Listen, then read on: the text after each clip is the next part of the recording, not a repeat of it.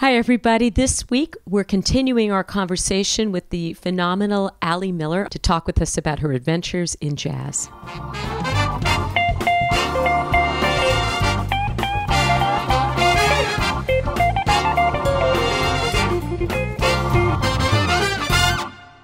There's an incredible documentary called The Girls in the Band. Mm-hmm. And they, at some point, reshot A Great Day in Harlem photo using all these wonderful legends of women jazz players in that photograph. And then they brought in a lot of younger players too, you being one of them. Mm-hmm. And I know, there's Allison. But that's a good format to talk about that incredible work about what it was like for early women jazz pioneers as instrumentalists, and what you feel the challenges you might have faced and what it's like now. Mm-hmm. Really. Well, the challenges I might have faced with my blinders on, sometimes I probably didn't even realize my challenges, you know? I think the biggest challenge is just having to prove yourself every time you play. Why do you have to do that? Well, I don't have to do that if somebody knows who I am. And it's getting easier because more and more people know who I am. Even if they haven't heard me, they might know who I am and have a certain expectation now. But when I was younger, for sure, I had to prove myself every time. That's just how it is. I don't know. I mean, I'm hoping that changes. And I think that it is changing because I think the younger generation of male players, they're more open mm-hmm. to women players, mm-hmm. for sure. I just feel like there's so many more great women musicians coming up, and certainly see a lot of more young women in the jazz camps and the jazz schools, and they're feeling inspired to join the course. I think that one of the big things that has changed is that there are more women playing professionally. And there are more and more women really, really mastering their instrument, you know. And you have people in the media now. Esperanza Spalding, you know, she's not only an amazing singer and composer and bass player.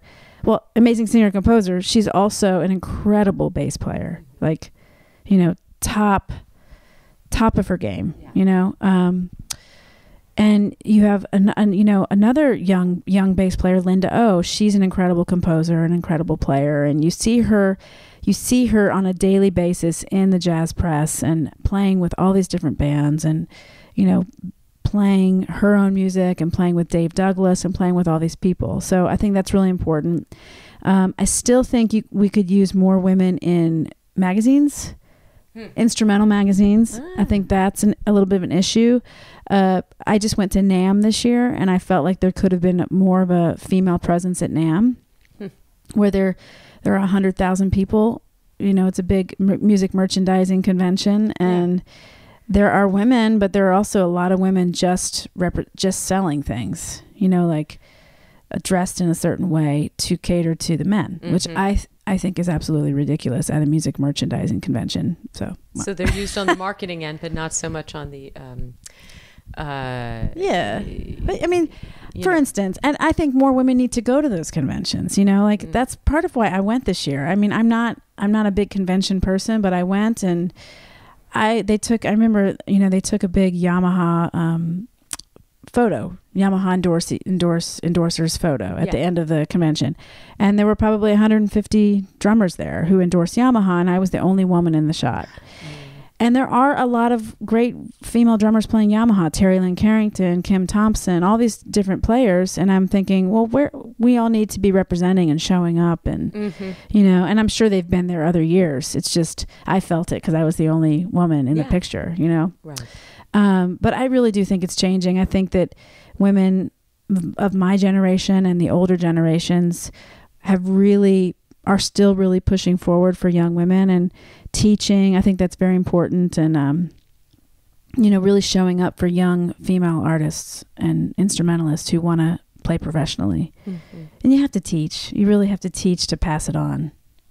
Yeah. I think that's really important. Well, everybody, if you're wondering how to find out more about the incredible Allison Miller, drummer, composer, of course, you want to get the new album, No Morphine, No Lilies.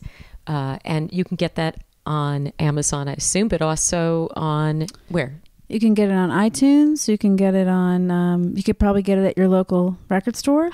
Oh my God! Yes, this one has physical distribution, so you can get it hopefully at your local store. You can get it at anywhere online. You can get it. Okay, great. Mm-hmm. And of course, you can find out more about you and where you're touring on your website, AllisonMiller.com. Yes, or Facebook / Allison Miller Boom Boom. Yeah. Okay. Excellent. That's where everybody goes these days. They go to Facebook. So we hope that you're enjoying hearing about women in jazz from its earliest days to today, and urge you to subscribe. YouTube.com, Wild Women of Song. Subscribe, spread it around like honey to your friends.